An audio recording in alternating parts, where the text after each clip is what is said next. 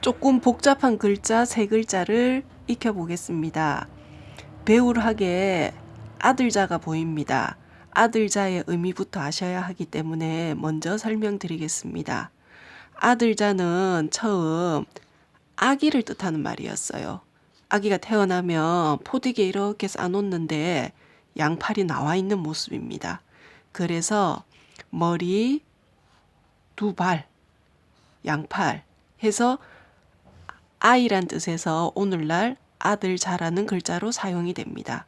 그러면 여기 아들자가 있고 위에 있는 두 개는 무언가를 잡고 있는 양손을 뜻하는 말입니다. 이렇게요. 그리고 중간에 있는 곱셈곱셈처럼 보이는 이 글자는 옛날 대나무와 같은 막대를 가지고서 숫자를 계산하던 상가지라는 글자입니다.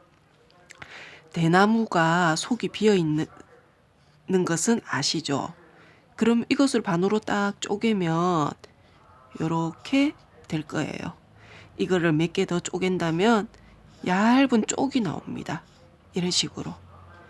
이런 쪽을 가지고서 옛날 어린 아이한테 하나 더하기 두 개는 세 개야, 세 개에서 두 개를 빼면 한 개야, 이런 식으로 공부를 가르쳤다는 것입니다.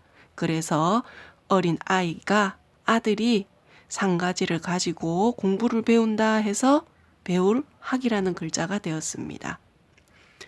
학교 교자에는 나무목과 뒤에 있는 어떤 글자로 이루어졌습니다.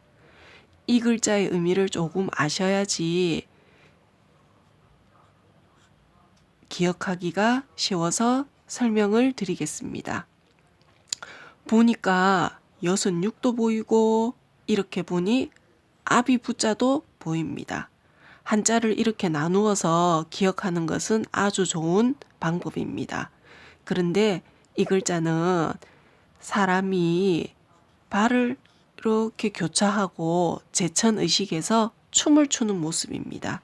그래서 춤을 추면서 서로 사귄다 해서 사귈 교 또는 사귀다 교라는 글자가 된 것입니다. 그러면 나무 아래서 서로 사귄다 그런 곳은 학교다 해서 학교교라는 글자가 되었어요. 선생님, 그런데 학교인데 왜 나무가 나왔어요? 라고 궁금하게 여길 친구들이 있을 것입니다. 어린 아이들이 보통 동네에서 서당에서 천자문 정도 글자를 익히고 나면 뛰어난 스승님이 있다라고 하는 그 스승님을 찾아서 공부를 하러 갑니다. 그러면 그 스승님이 하루는 경치가 좋고 바람도 살살 부는 곳에서 밖에 나가는 거예요. 얘들아, 오늘은 밖에 나가서 이야기를 해보자꾸나 하고 말이죠. 그러면 얘 스승님하고 제자들이 따라가겠죠. 그래서 경치 좋은 곳에 앉아서 이제 이야기를 나누는 거예요. 스승님, 이는 어떻게 하면 이룰 수가 있습니까? 스승님, 저는 요즘 제가 학식이 낮은 것 같고 공부도 안 되고 엉뚱한 생각이 드는데 어떻게 하면 그 고민을 털어버릴 수 있을까요? 이런 식으로 서로 선생님과 대화를 나누면서 공부를 해가는 것입니다. 그러면 나무목이 들어간 이유를 아시겠나요? 그래서 학교라는 글자가 만들어졌습니다. 가르칠 교자에 보니 밑에 아들자가 있네요. 그리고 위에 있는 글자, 이 글자. 여기 글자하고 비슷하게 생겼어요. 맞습니다. XX를 약간 변형을 시킨 것입니다. 이러고 이렇게 여기는 이렇게 겹쳐졌지만 그냥 아들자를 떼고 써도 상관이 없습니다. 그러면 아들이 지금 뭘 하고 있는 거예요? 곱셈 공부를 하고 있는 겁니다. 옆에 있는 글자는 하나, 둘, 셋, 넷.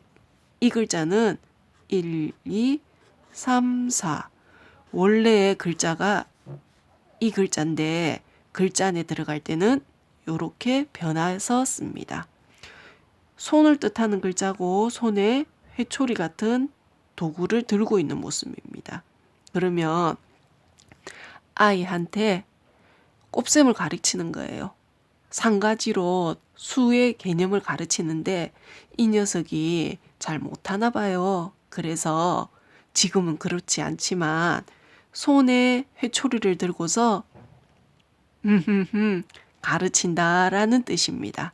그래서 가르칠 교자가 되었어요.